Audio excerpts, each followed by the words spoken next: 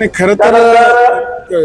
विकृत म्हणजे काय क्रूर प्रवृत्तीचे किंवा विकृत प्रवृत्तीचे जे लोक असतात यांना त्यांची जागा त्या ठिकाणी दाखवलीच पाहिजे आणि ते सत्य समोर काही नाही कधी ना कधी जनतेसमोर येतच असतं. निश्चित काय कोण कशा पद्धतीची भक्ती कोणाची करीत असेल तो भाग वेगळा आहे, परंतु अशा भोंदू बाबांच्या त्या ठिकाणी समर्थन आम्ही लोक कधी त्या ठिकाणी करणार नाही. खरं तर महिला आयोगाच्या अध्यक्ष रुपाली सातपुते यांचेही फायनल झाले आणि पारदर्शी तपास व्हावा त्याच्यामुळे त्यांनी राजीनाम्याची मागणी आता विरोधक करतात. निश्चित काय माहितीये का, भोंदू बाबा कोणालाही तो भोंदू जेव्हा एक्सपोज होतो तेव्हा त्या ठिकाणी बऱ्याच लोकांना समजतं, परंतु त्यांना त्या काळात कदाचित त्यांच्यावर त्यांचे वेगळे संबंध असतील, त्यांचे वेगळा